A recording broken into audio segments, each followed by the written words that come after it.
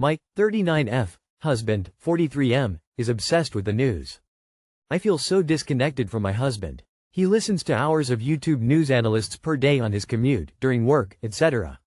He is very angry about Trump, the war in Gaza, and our government in general.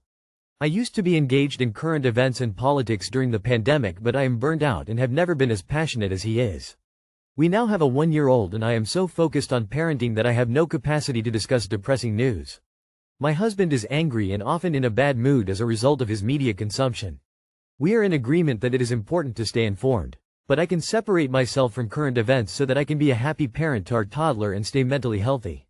He seems to be unable to separate himself. He is not very responsive or conversational with me anymore, and our toddler also picks up on his bad mood, so mostly prefers to interact with me.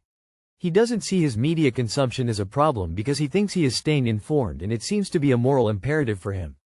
He is disappointed that I am not staying as informed as he is. I am at my wit's end and feel like we are living two separate lives. Is there anything I can do to get him to disconnect and be present and joyful again? To see the toll his media consumption is taking on his family? I feel a lot like your husband. We are in a pivotal time in history, and the direction the US is heading is truly terrifying. People need to wake the fuck up. He's right to be upset. Why on earth would want him to disconnect? Disconnected people turn into apathetic voters, and that's how we got into this mess. The world your son is inheriting is worse than the world we grew up in, and that's why he is angry. You should be angry. I agree there should be a balance. Maybe if he joined a local group he can get good anger out with them and feel like he's doing something good instead of being alone. I completely empathize with both you and your husband. I had to stop watching the news, which was hard because I like to be informed. It was taking over my life. But we also cannot sleepwalk through this anymore. We are in a very scary place. I don't know what to do. I feel completely powerless. I think your husband feels powerless, and staying informed gives him a feeling of control because there's not much we can do. On one hand we must try to live normally, but on the other hand I am deeply concerned for the future and know that somehow we have to stop this. This is not healthy or good, no matter how morally sound and engaged he's being. If his news consumption is taking a toll on his own family, it's crossed a line. His family need him. Is this just some huge procrastination to alleviate him from his parental responsibilities or something, do you think? Because sitting and scrolling the news and being mad about it takes no effort, but being present and active as a father and husband takes much more effort and action. He could be depressed. It could be a vicious cycle whereby he scrolls because he's depressed, and he's depressed because he scrolls. You need to sit him down and have a serious conversation with him about how this is negatively affecting your family. It's not unreasonable to expect and ask for commitment to and some time with family. I would encourage him to find a productive hobby where he can positively influence other people. He could do something that involves your child too as the kid gets older, such as coaching or being involved in the local school board. Local governments are usually desperate for people to participate in committees and other volunteer activities. Focusing more local in general could improve his mindset too. Personally, I love contributing to a community that I feel I am a part of. I think my 27F partner, 28M, did something he can't take back. My boyfriend of 5 years got extremely angry at me and we were arguing. He began hitting himself in another room and kept trying to argue with me more. I told him I absolutely did not want to talk to him because he was scaring me. I walked into the bedroom holding our 5-month-old baby and he followed me. I tried closing the door behind me and he blocked it, so I tried closing it again and he shoved the door open while I was still holding the baby and door. We didn't get hurt, but it felt scary. Is this something that we can work through? If so, how? Things have already escalated. Get out with your baby and important documents to a family member's house or domestic violence shelter. Don't tell him you're leaving. Tell him after you're gone. You and your baby are in danger. This might help clarify your situation. Free PDF. Why does he do that? Lundy Bancroft. Yes, he did something he can't take back. Save yourself and your baby.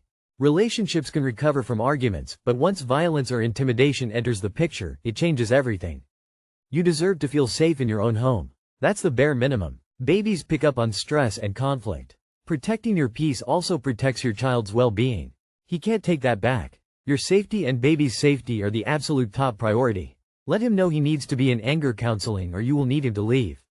If he becomes threatening again, leave and call the police. You are a parent. Your child's safety comes before a relationship with some violent guy.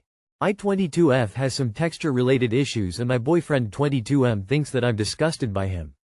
For some context, I-22F always had issues related to textures in food and material both. I could not and still don't eat food of certain texture because I just can't and idky.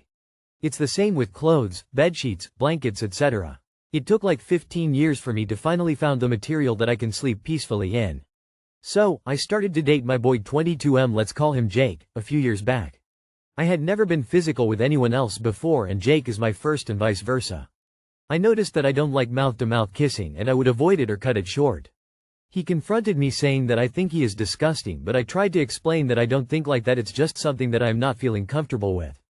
The weird part is that I'm completely fine with BJ's. IDK how to explain this to him. I don't want to hurt him. I need help and advice in communicating this with him. How to do that? Are you autistic? Texture sensitivity is common among people with autism. If you have any therapist or doctor that can work with you to find out, that would be good. Then you can explain it to your boyfriend when you understand it better. You could explain how you have some long-standing issue with textures, I guess. Are you working with your doctor or a psychologist on this issue? This seems like a problem that regularly interferes with not only your day-to-day life, but also your relationships. Sounds like you would get a lot of peace if you got a diagnosis, as you certainly sound neurodivergent. When you know yourself better, you'll be able to better set expectations and boundaries in your relationships. It isn't reasonable to enter into a relationship expecting the other person to not want to kiss you unless you find other ND like yourself and you discuss this up front. Sounds like you suffer from sensory issues. Not sure if you can change how you feel, but you can explain the issue if you have the right understanding of it.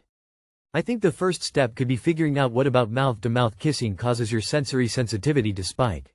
Could be the feel of puckered lips, open lips, saliva, tongue, facial hair. Could also be the vulnerability and intimacy involved in the act. You cannot make him understand anything.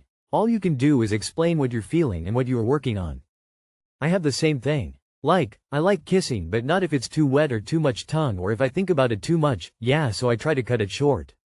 I am 26F, just got married to 27 meters and regretting it. I fell in love with him many years ago when I was young. I am a hard worker and successful. I feel like he doesn't want the same things in life. He wants to do weed very frequently and chasing alcohol. It's a repeated discussion with him. He isn't motivated, never discussing anything productive and very lazy.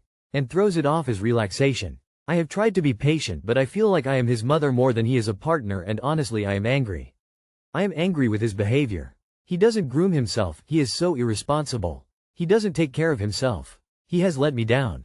I come from a string of people in my family who let me down, and he knows the story. He is the one person I thought would take care of me. But he can't even take care of himself, forget me and maybe an extended family. I don't look up to him thinking, oh, that guy is gonna be the father of my children someday anymore. I can't count on him. I look at him as a responsibility. His behavior is irresponsible and I absolutely fucking hate that. Am I being rational? It was irrational to marry him in the first place. Annulment would be great if you can. You are being very rational. And here's the thing, is that it will only get worse. It's better to admit you walked through the wrong door than to stay the rest of your life in the wrong room. Sorry honey, but your 20s are for learning. Oh man, wait until you have kids. Or a pet. Or have to care for aging parents. Please find a partner who is truly a partner in every sense of the word. You have assessed your situation correctly. Divorce before you get pregnant and end up with this anchor around your neck for life. Why did you get married to someone like that? You are being rational. People drift apart for different reasons and it sounds like you two are incompatible. Divorce and move on. Happens all the time.